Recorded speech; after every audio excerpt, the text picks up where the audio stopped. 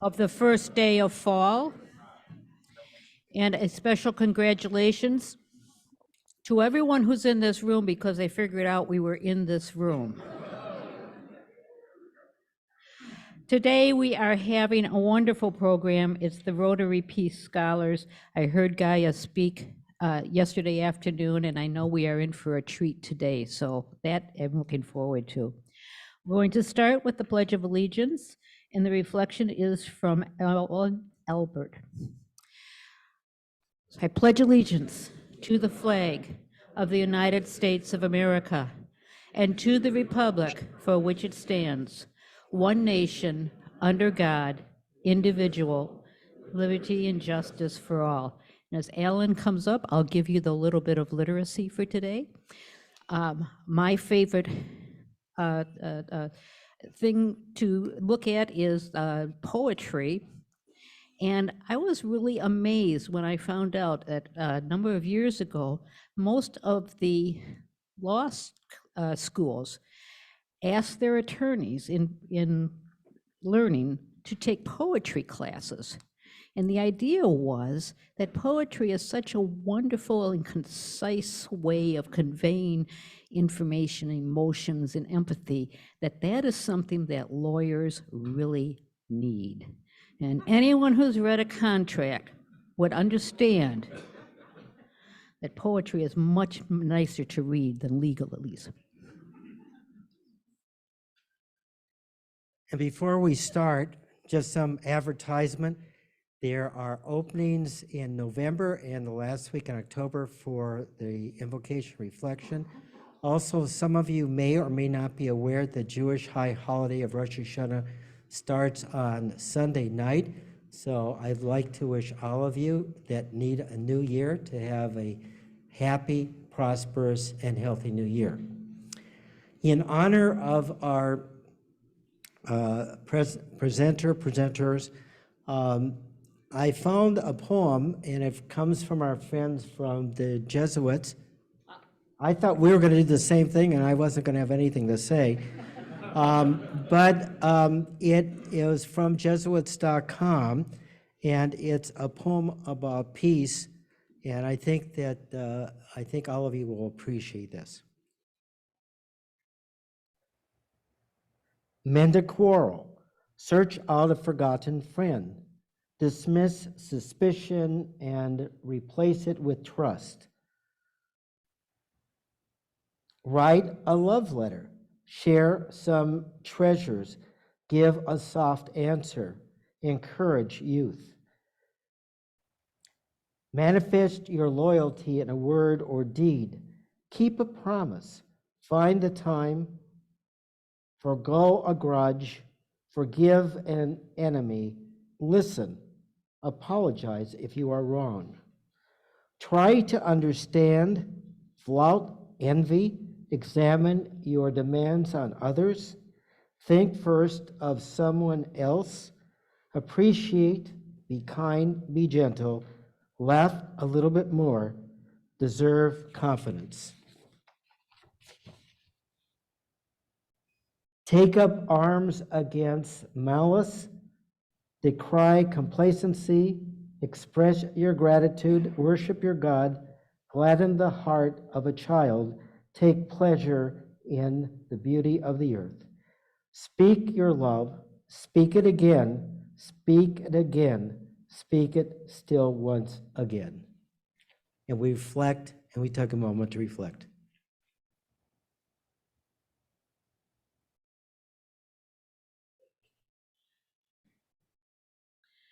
Thank you, Alan. And we're going to continue the theme of poetry as we go forward, so everyone can sit down and tell their neighbors their favorite poem.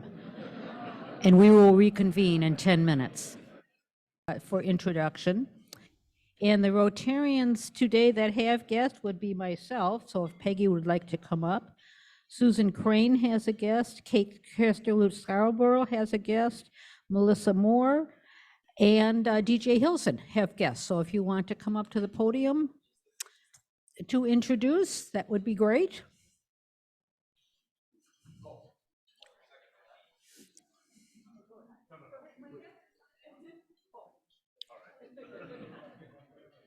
Right between the yellow marks here. Smile pretty.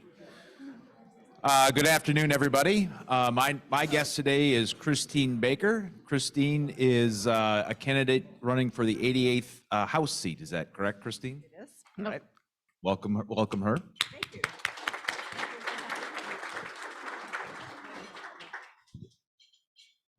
We have to stand so you can see yourself there. Melissa Moore with Reed Muskegon. My guest today is Jenna Lako. She is in her 4th day of work with Reed Muskegon as our new development coordinator. She is a graduate of Muskegon High School and Grand Valley State.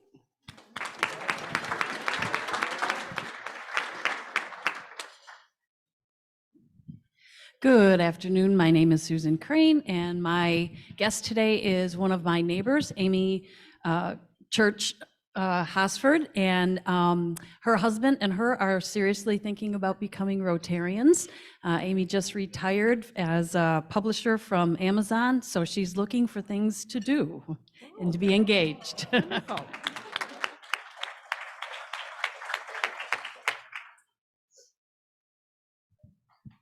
Hi, I'm Kate Castellut Scarborough, and I've brought with me today my dear friend from Wisconsin, Lynn Armentrout.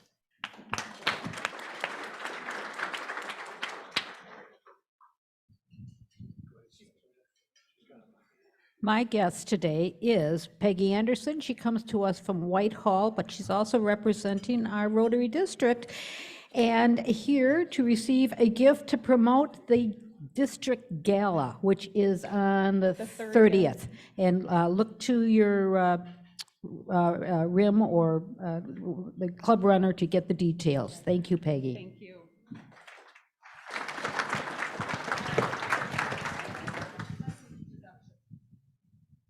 Oh, the pressure. We're scooch on in. Hi, Rotary.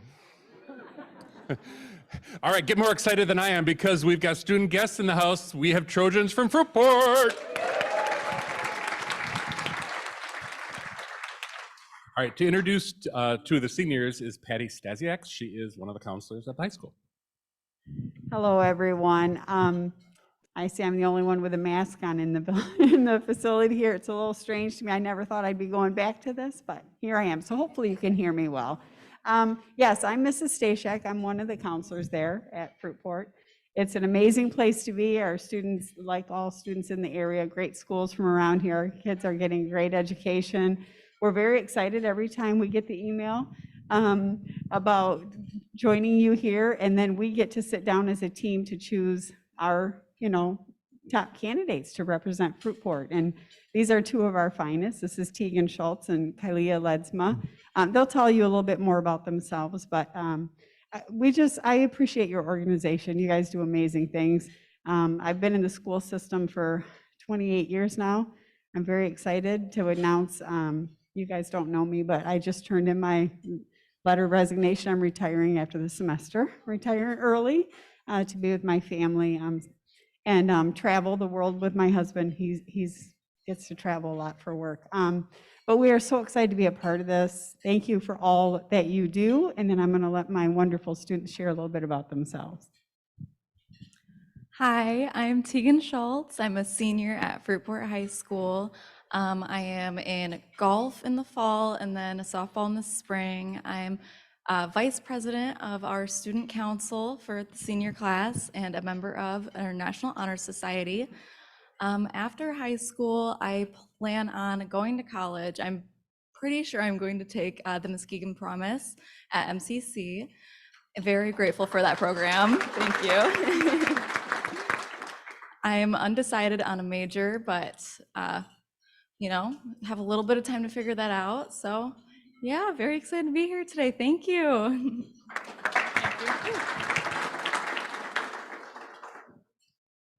Hi, I'm Kylia. I also am a senior at Fruitport High School. I'm not really into sports, so I'm more academic stuff. I'm the president of the National Honor Society at my school, and I'm a part of student council as the executive treasurer for the school. And after high school, I'm pretty sure I'm going to go into industrial design schooling. I'm not entirely sure where, so if you see me and have any suggestions, let me know. Uh, I'm thinking about minoring in marketing as well, so anybody have suggestions on that, I'd really appreciate it. And I've been working for Chick-fil-A Norton Shores for about a year and a half. So.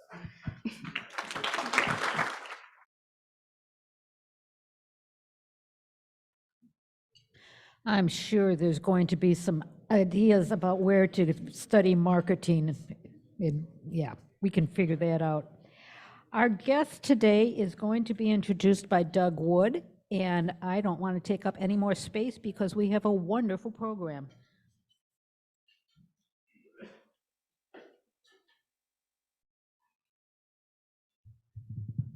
Thank you, Jane. And before I introduce Gaia to all of you, I'd like to acknowledge the work of the Diversity, Equity, and Inclusion Committee and the Peace Builder Subcommittee for bringing Gaia to us today. And if you had a chance to come out last night to Rotary Park and be part of the dedication of the Peace Poles, it was a pretty amazing gathering, and some pretty amazing cookies as well. So if you didn't come, you missed those. But our guest today is really a Michigan girl. She, Gaia Pampu, think shampoo, Pampu. And Gaia was born in Traverse City area and then moved to Midland, where she grew up and graduated from the Midland schools. She was then a youth exchange student following her senior year. So she has that in common with this club and many clubs. When she came back, she went to Wayne State University. Do we have any Wayne Staters here? Yeah, not hearing any. Okay, sorry, Guy. But the rest of this is the same introduction I gave last night, so I'm going to try to do it in a little. Sorry to those folks that were there last night. But Gaia Pampu is a system resource manager with Grow Benzie. She manages a 4-acre campus, volunteers, and leads a network of 20 local partner organizations working toward improving the quality of life in Benzie County. Prior to her position with Grow Benzie, Pampu coordinated and implemented a federal grant through the Administration for Native Americans to incubate Native-owned businesses in Northwest Michigan and the Eastern Upper Peninsula. Guy is from our area to the north, and she's come back home to that, and she and I had a chance to talk about that a little bit, and she sold me on what some of the good things that are going on in Benzie County. So, as a Rotary International Peace Fellow, Gaia completed her internship with Rotary Charities of Traverse City. She received the Best Dissertation Award and graduated with distinction with a Master's in International Development Management with a concentration in Sustainable Development. You're going to get a taste of that, the work that she did and the research that she did today.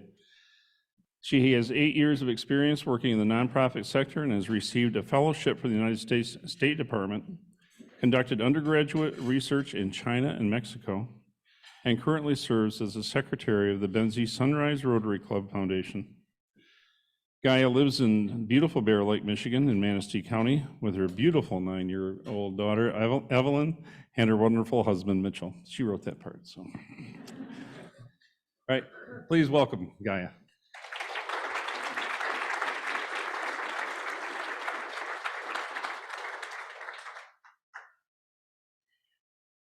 Thank you so much, Doug, and thank you again to Kathy and to all of the folks working on the Peace Subcommittee, and specifically within diversity, equity, and inclusion within this organization and within this Rotary Club.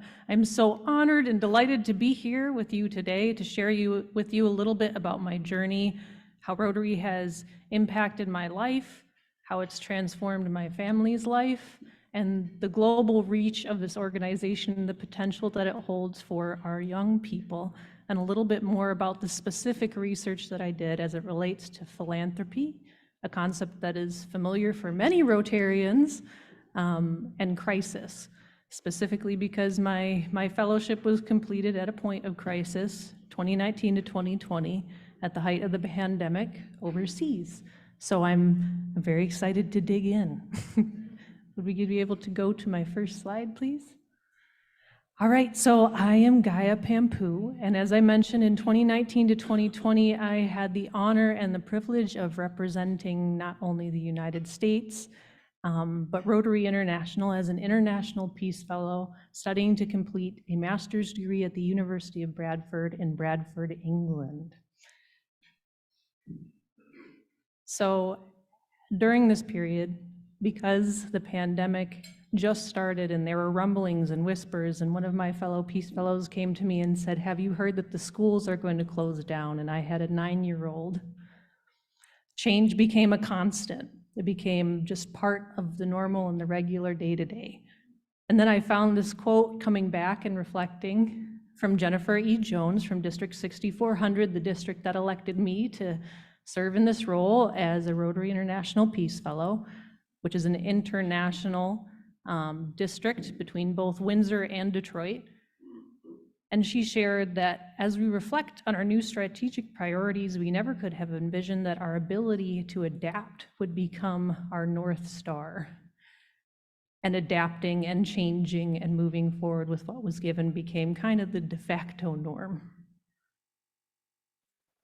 But before we move into that, I want to give us a snapshot of the last decade of where I've been, of why an incredible committee of Rotarians between Canada and Detroit looked at me as I applied as one of the youngest applicants as a young white woman and said, "Yup, that's the one. We're going to invest in her. It's a good choice." So here's a quick snapshot. First, I have a picture of all of the people that have shaped and transformed my life.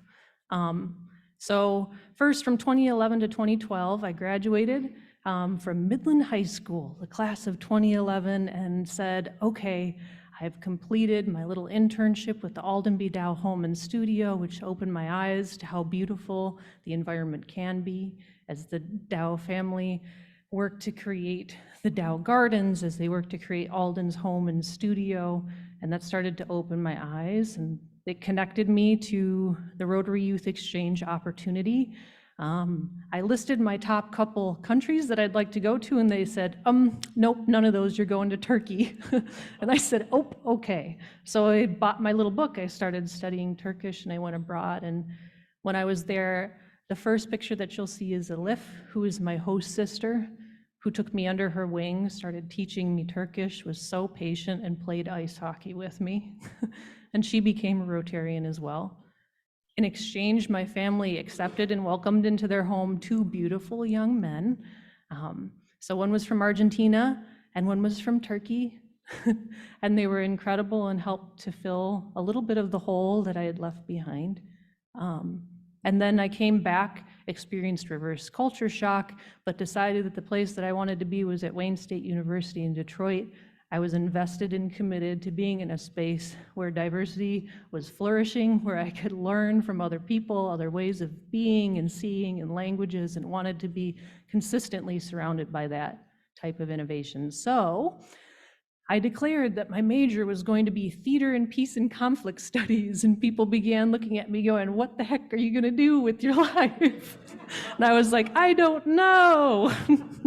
And then I found a home at the Wayne State University Center for Peace and Conflict Studies, and again, Rotary popped up with an incredible professor named Dr. Pearson and a mentor, Barbara Jones, who was connected with Grace Lee Boggs and the Boggs School, and I began digging in and learning more about community development, communities coming together. I had the opportunity to intern with the Shakespeare in Prison program through the Detroit Public Theater, working at the Huron Valley Correctional Facility in Ypsilanti, Michigan.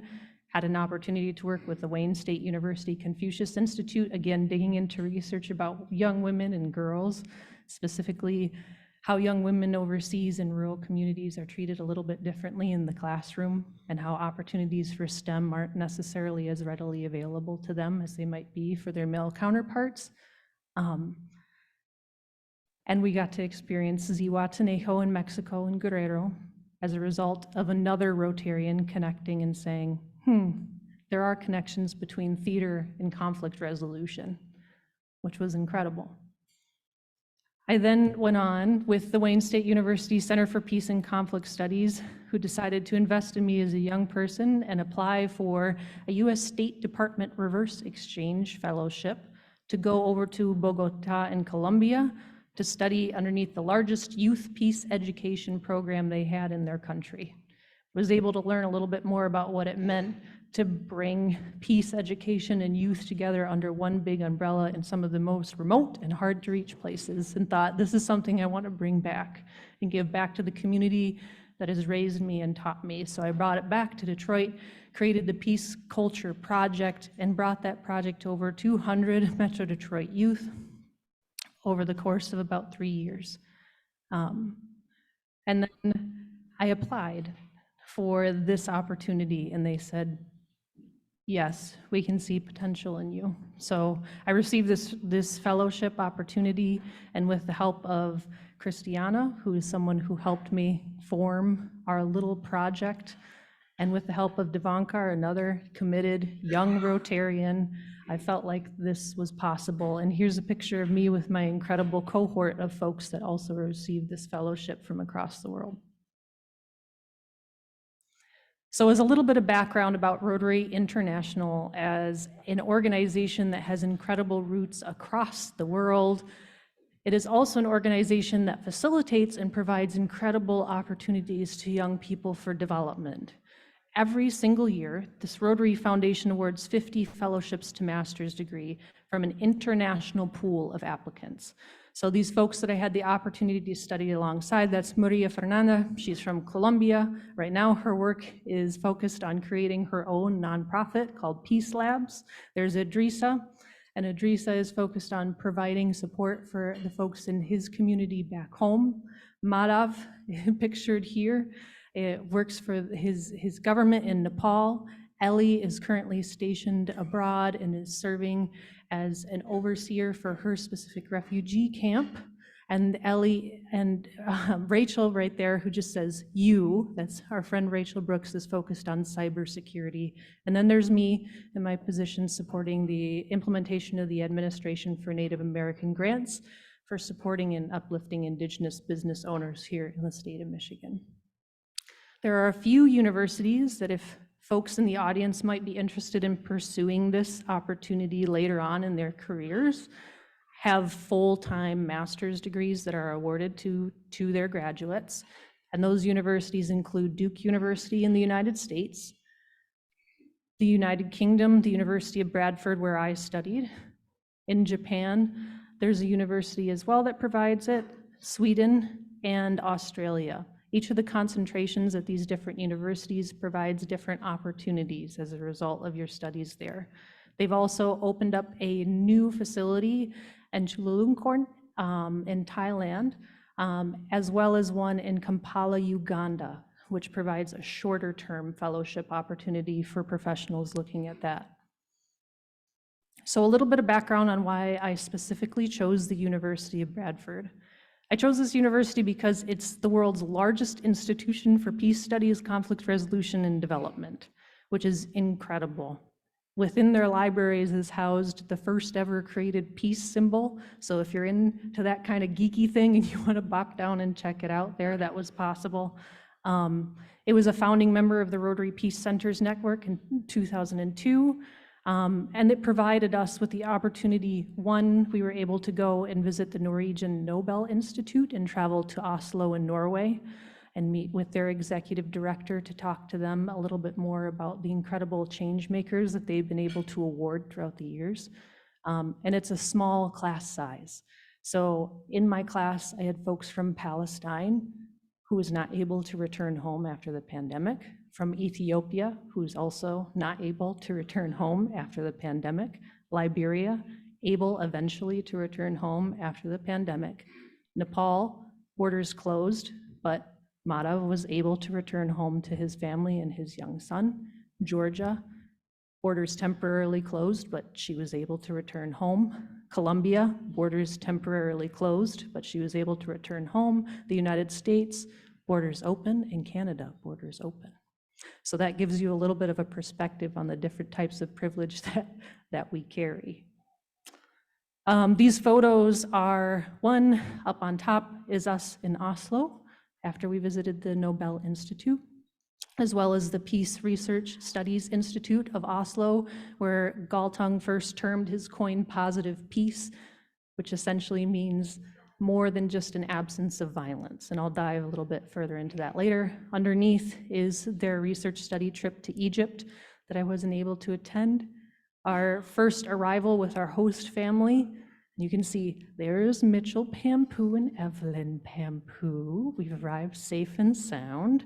Underneath is a picture of our crisis games, kind of like an MUN simulation where they had me playing the role of the United Nations Security Council, and then a conflict sensitivity training as well, and resiliency training, which actually came at the proper time right before the onset of the pandemic. So my dissertation specifically focused on philanthropy and COVID-19. I had come from completing 5 years of university in Detroit and serving in the city in Southwest, and was very interested in how philanthropists responded to the crisis. And so I conducted a case study of what that philanthropy looked like, applying the lens of positive peace from March through August 2020 by analyzing about 111 different investments. So for Rotary, this work is important because philanthropy is intimately familiar for us. Many Rotary clubs have different philanthropic arms where they do community giving, which is incredible. And it's also something that's applied differently across the United States. We see it with the Bill and Melinda Gates Foundation, but we also sometimes in the academic literature have documentations of Hell's Angel motorcycle clubs giving back to the community. So it can take many different forms.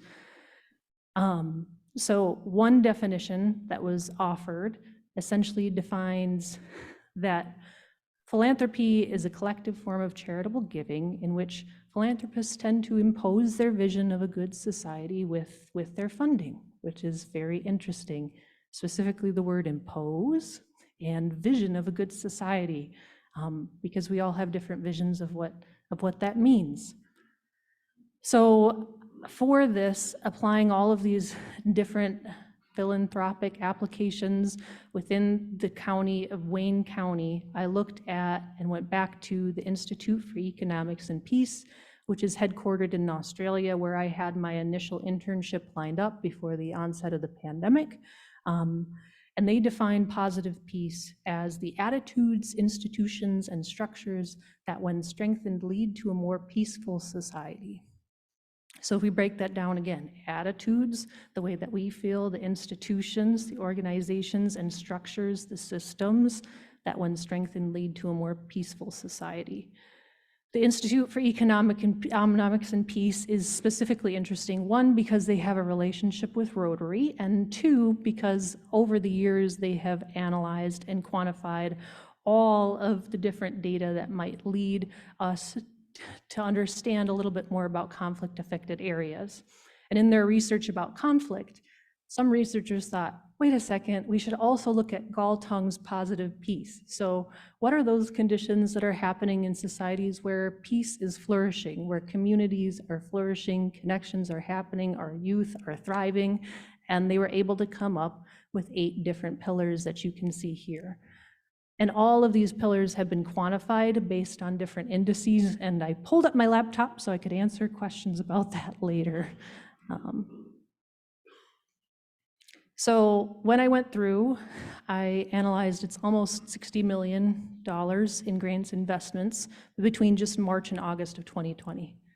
That is how much funding was poured into communities in Wayne County as a response to the COVID-19 crisis, which is incredible. And it's important that we take a moment and look back and reflect on where that funding was applied and how it affected communities. And we can see specifically that there was a strong investment in acknowledgement of the rights in others and equitable distribution of resources and the free flow of information. When I say free flow of information, this means the application specifically that was able to allocate laptops and increased internet access to Detroit public school students, which was crucial in terms of making sure that the digital divide was addressed. We can see also a divide in between the types of foundations that were investing. So corporate foundations made up a significant portion of these investments, almost 40%, and then followed by family foundations and community foundations. When we look specifically at the positive peace performance for Wayne County, when we narrowed it down, we can see that there was a lack of investment in corruption. So within the positive peace pillars, that's one thing that they claim, okay, this is something that might be necessary. But it raises a question of whether it is philanthropy's job to step in and do that. So it's just interesting. Essentially, the conclusion is, one, it's interesting when corporations step in and do make these significant investments. They help communities. At the same time, the distance between grassroots philanthrolocalism and corporations is also interesting, and it may be interesting to connect the two. And so my conclusion was that we need to see more of an adoption of philanthrolocalism, in which the primary purpose of philanthropy is to increase opportunities for and strengthen the possibilities of authentic community connections. And some of the most powerful investments were ones where individual community members came to community foundations and said, this is exactly what I need, and it was provided for them. We can see some central challenges. One, that organizations have a tendency to fall into organizational path dependency. That means that organizations, huge philanthropic bodies, corporations fall into the same patterns again and again and again, and it's hard to break those patterns and turn and respond to a crisis adequately. We also learned that investments in partnerships and collaboration are effective when they're long-term, meaningful, and sustainable collaborations. But when they're short-term, knee-jerk reactions to crises, there can be unintended consequences. And also, this is one that was presented by my specific advisor, Morvaridi Behruz. He said that crises have the potential to enable further gap filling for individuals who are investing and filling in gaps that could be filled by government. So that was our research advisor's perspective on that. I think one of the main conclusions also that I take away is that crisis expands our imaginations around what is possible. And this is a picture from Molly Costello, who creates community artwork, pronouns they, them. And it's an incredible way for us to begin to reimagine what it is we want to invest in and how. Thank you.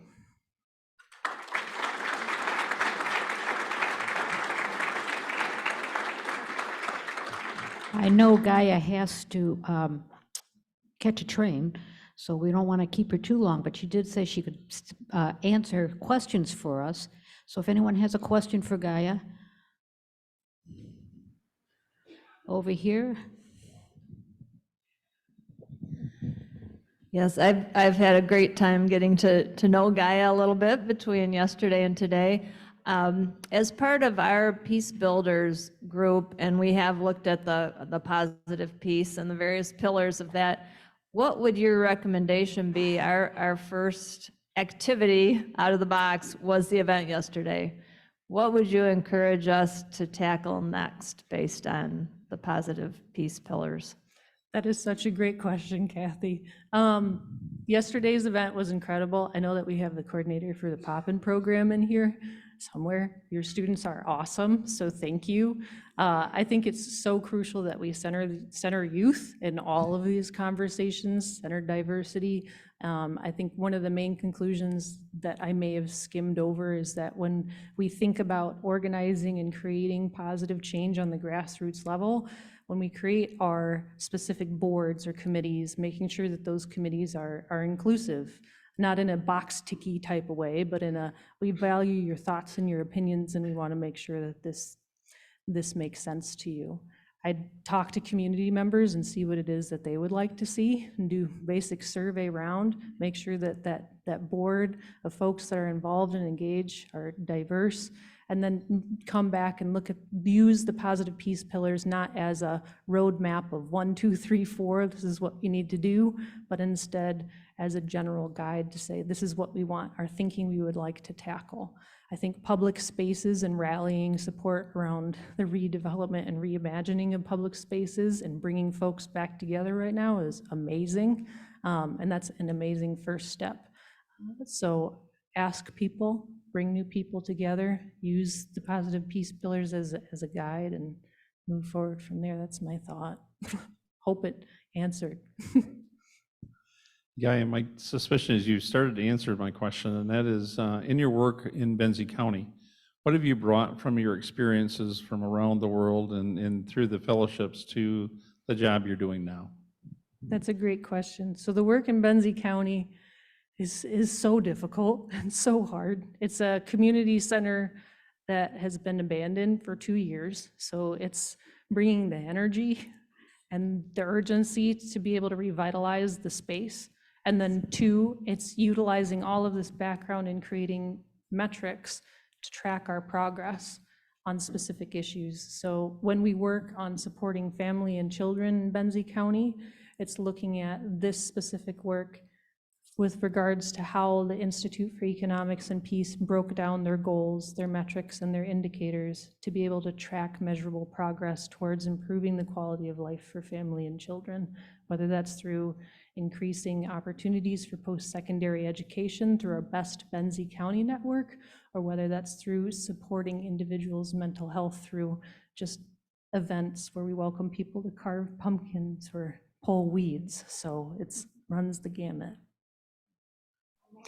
Just one thing that I missed from your presentation. Could you read off for us what those 8 positive pillars are? Because I'm blind back here and couldn't read them on the PowerPoint. Yeah, I can. Can we go back Thank to you. that slide? I don't have them memorized because I haven't.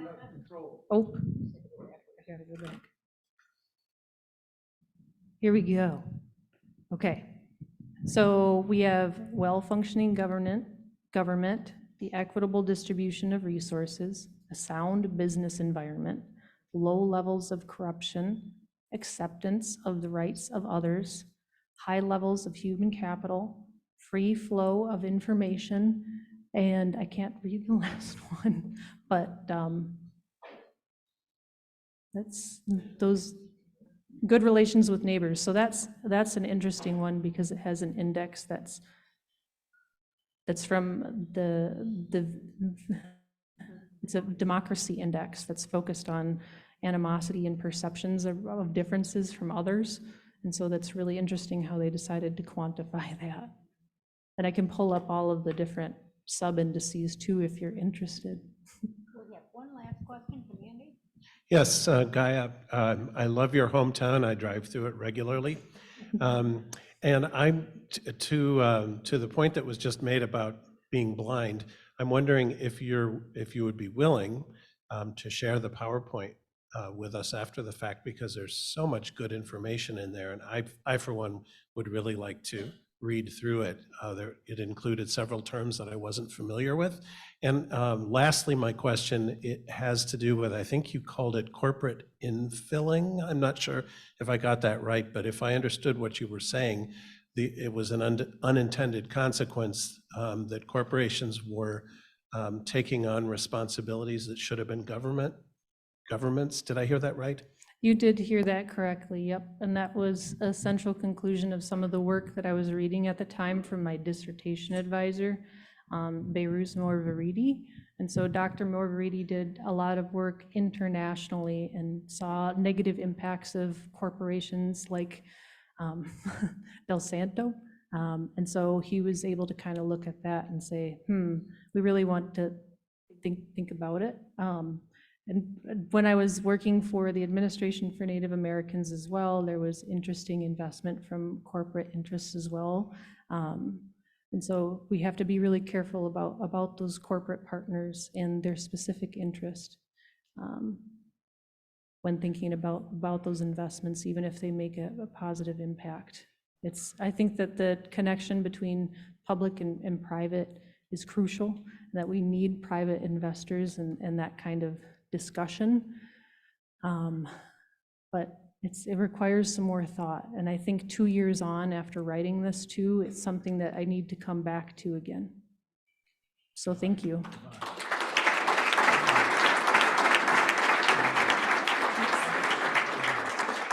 Gaia, we really appreciate you taking the time to share what Rotary can do on an international and an individual basis.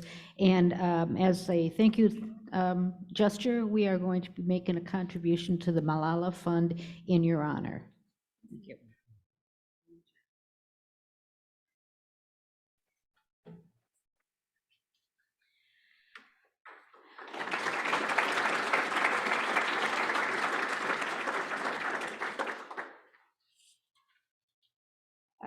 Now, time to celebrate birthdays. Chandra Craig has a birthday on September 23rd, John Noling on November 24th, and Nancy Crandall on September 28th. I know John's here. Is Chandra here? We can sing happy birthday as you bring up your birthday gift to us. Happy birthday to you. Happy birthday to you. Happy birthday, happy birthday, happy birthday to you. And now is the time that we are going to spotlight one of our own members. We strive in Rotary membership to be diverse and to be community-minded, and part of that is our vocational roles. And so we like to take this time to honor and learn more about one of our members, what they're doing when they're not at Rotary. So today we're going to visit with Marianne Gorman.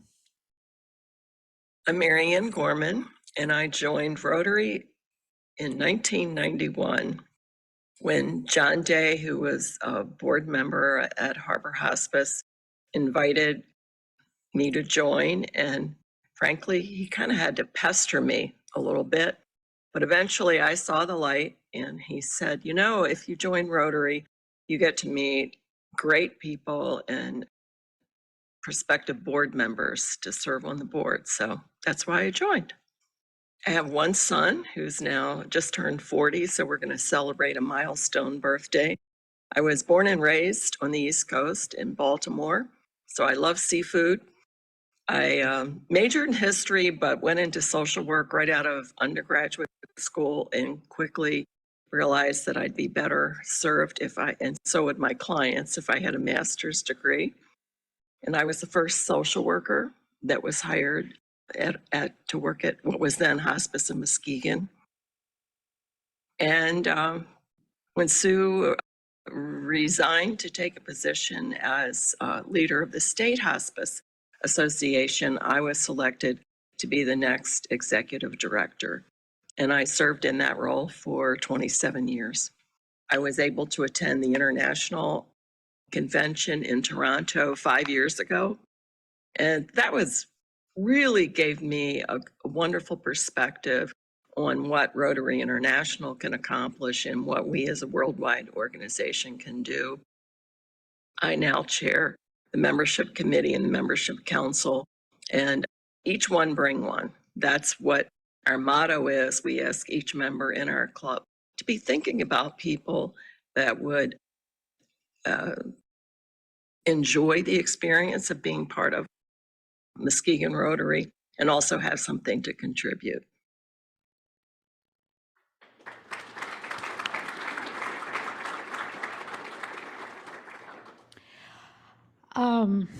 And too bad Marianne wasn't here to see herself, but she's wandering around the Upper Peninsula trying to find her way home. I hope we see her again. Who knows? But now we have some wonderful news because we have inductions. And Susan Crane and Emily Morgenstern, would you like to come up with your inductees and tell us a little bit about them?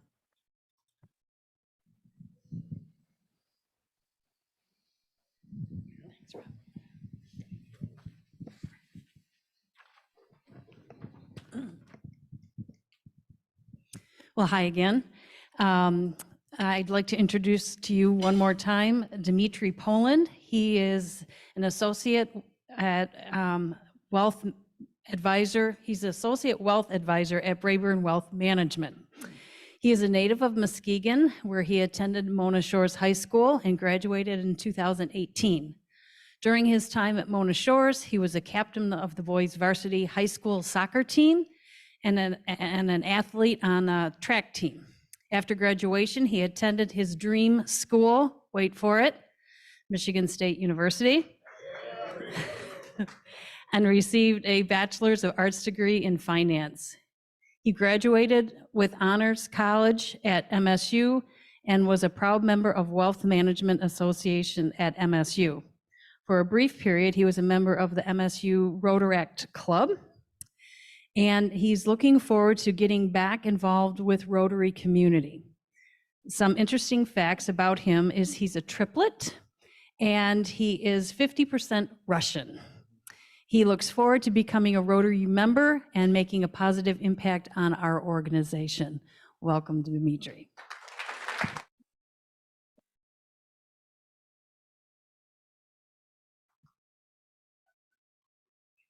Hello, everyone. I'd like to welcome Eddie Alexander. Eddie is the sole owner of the E. Alexander Group and realtor for 5 Star Real Estate. He has been selling real estate since 2016, and in that time, Eddie has grown professionally and personally. Eddie now has his own team with 7 licensed agents in Michigan and 1 in Florida, and Eddie is proud to offer the same outstanding service in both of those states. Eddie grew up in Fruitport and graduated from Fruitport High School. I know our Trojans just left. And went on to graduate from Grand Valley State University. He is also a member of JCI Greater Muskegon and the Muskegon Lakeshore Chamber of Commerce, my 2 favorite organizations, besides Rotary.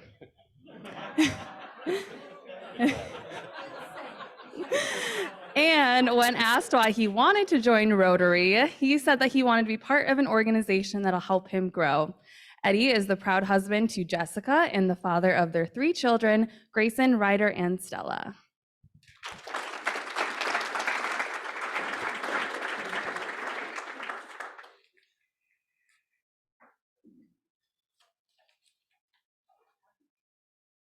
This is for you to present. Fellow Rotarians and honored guest. The Rotary Club of Muskegon is privileged to induct 2 new members.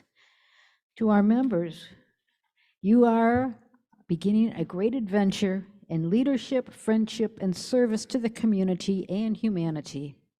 The Rotary Club has accepted you as a person of good character and high ethical standards with a heart for service. Your sponsor has invited you to be part of this worldwide organization dedicated to fostering service above self. It is thoroughly through your own actions that you become a Rotarian.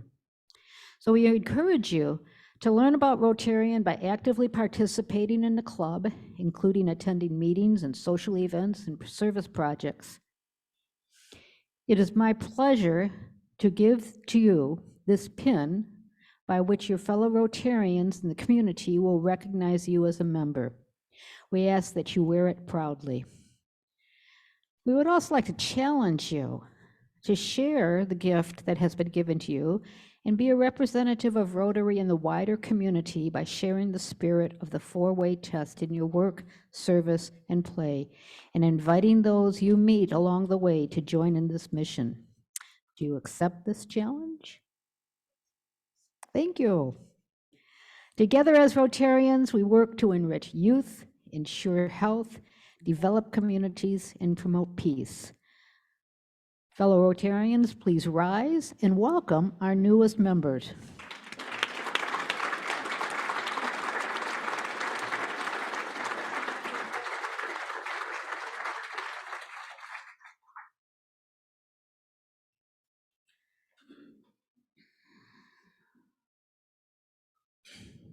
We do have a couple of announcements. One is from Melissa Horton, who gave it to me in 8-print type. I'm not going to hold that against you, Melissa. It's from the Retention and Engagement Committee, and they would like to remind all members that committee work is where it's at. And if you are not in a committee, please consider joining. If you are in one and love what you are doing, share that experience with the Rotarians sitting with you each week. And if you are new to Rotary, we've got 2 this week, ask those around you what committees they serve on and what work they have done. The smaller subgroups are where the magic happens. So we thank you, Melissa, for the introduction to my announcement, which is the chair people of the committees have received a couple of messages from me asking some information for the growth of these committees, and we're asking you if you could stay after Rotary for about 5 minutes, 10 minutes, to get some more information on how Rotary can help you do your work better and what more work the Rotary could be doing with all of this new talent that we have around. So it'll be 5 minutes. Thank you. And I'm not going to forget that we have a raffle, because I feel lucky.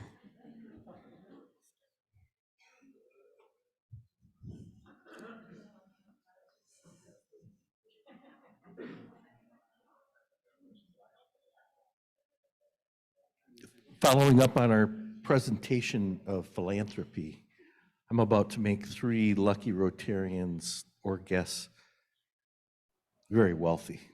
I'm going to give away $20 first, and I'm going to ask one of these newest Rotarians in this universe to draw the first ticket.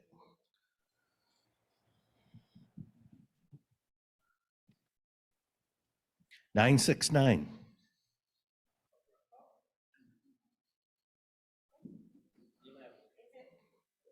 $969.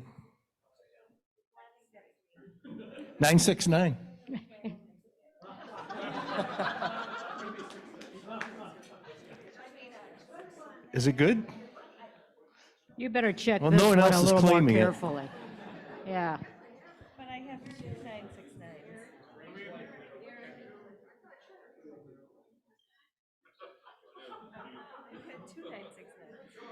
This is really not that difficult. Come on. 3 numbers, that's all we need to verify. Okay. All right. We're keeping our eye out on you now. What? Maybe I better retire.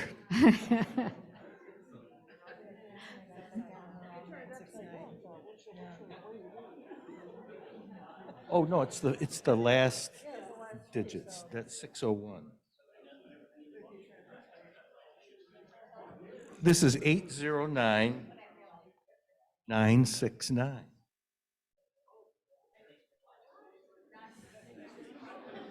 I think I better. 969 is difficult because if you turn it upside down, it's 696, you know. Last call.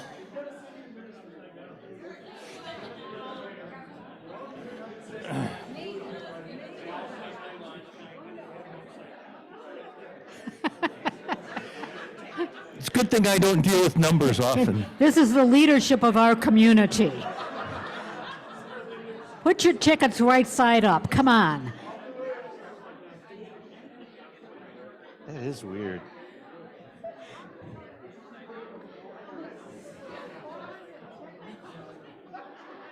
And here's Skolnick over here with his ticket upside No. down, thinking he's going to get $10. No, his is different. All right, well, should we pull another one? There we go. Let's pull another one. Heidi, you read it. 552. Oh, look at 552. that, right over there. Thank you.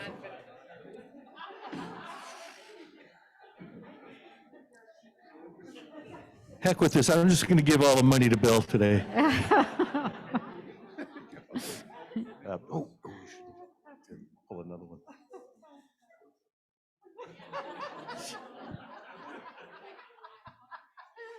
Read that, I can't.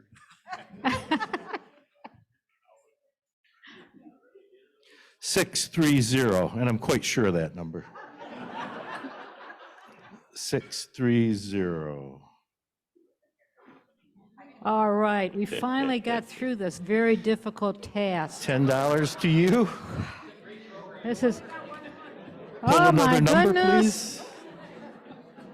How many times are we going to draw 3 tickets? 18? 564. 564. Yay! Oh, lucky Bob. $5 US.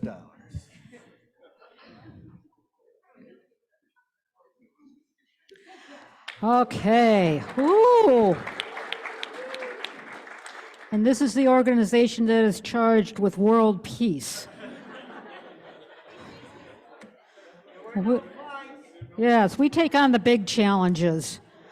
And I would like to thank our guests today, Peggy Anderson, Amy Hosford, Lynn Armentrout, Jenny Lakels, Brian Stegenberg, and Christine Baker. And our student guest, Tegan and Kalaya. We had a lot of guests today, and we pretty much acted like good hosts until this fiasco with the, so keep that in mind as we go forward. We're going to end this meeting with a 4-way test. Is it fair to all concerned? Will it build goodwill and better friendships? Will it be beneficial to all concerned? Thank you very much, everybody. We are